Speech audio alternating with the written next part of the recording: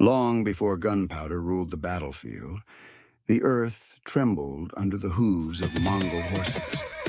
From the frigid Siberian forests to the scorching deserts of Persia, they came like a storm, swift, precise, and unstoppable. They were not just warriors, they were the embodiment of empire. These were the Mongols. This is march through history. Born into a harsh land, the Mongol warrior was shaped by struggle. As children, they were riding by age 3, hunting by 6, and drawing bows before they could read. The steppe was their school, survival their subject. Their weapon of choice? The composite bow. Made of horn, wood, and sinew, it had a range and power unmatched in its time. From horseback, they could shoot in any direction, even backwards with terrifying accuracy. But their real weapon was discipline. Unlike the lumbering armies of medieval Europe, Mongol forces moved with the speed of thought. They struck from miles away, scouting, ambushing, and circling. Each warrior was a scout, an archer, and a soldier, trained to operate in fluid units called tumans. Their commands came through flags and horns. Their formations were calculated. War was not chaos. It was a dance. And Genghis Khan, he was the conductor. Their gear was practical. Light lamella armor of leather or iron. 2 to 3 horses per rider, swapped mid-ride to maintain speed. Their saddlebags held dried meat, fermented milk, and even a needle and thread for wounds as well as clothing.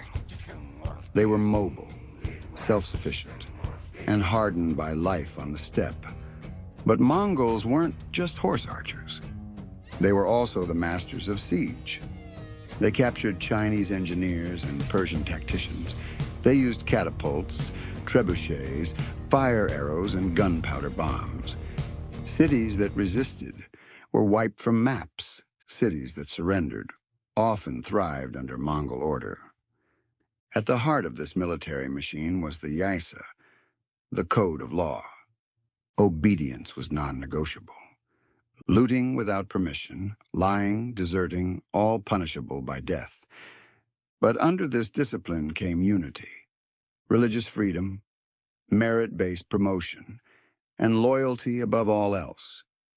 And yet the Mongol warrior wasn't just a killer. He was a father, a believer, a nomad. They sang of the winds. They prayed to the eternal blue sky. They lived with a foot in 2 worlds, one of war and one of wilderness. From the Pacific to the Danube, they forged the largest empire the world has ever seen.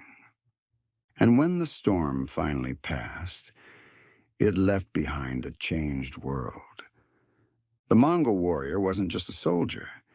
He was the sharpened tip of history's most unforgiving spear. But the story of the Mongol warrior doesn't end with conquest. In 1258, they reached Baghdad, the beating heart of the Islamic world. The siege was brutal. The city was razed. The House of Wisdom, a beacon of knowledge for centuries, was lost to fire and blood. It was a wound that echoed through time. And yet, history evolves.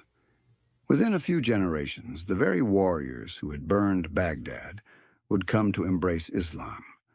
From the Ilkhanate in Persia to the Golden Horde in Russia, many Mongols converted, reshaping the civilizations they once sought to destroy.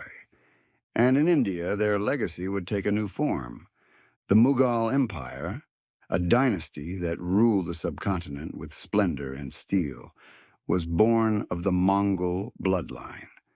Descendants of Genghis Khan and Tamerlane, they fused Persian, Turkic, and Indian traditions, creating an empire that dazzled the world. The Mongol warrior left behind more than ruins. He changed the map. He changed the world. Would you like a deeper documentary exploring how the Mongols became Muslim and how their descendants built the mighty Mughal Empire? Let us know in the comments.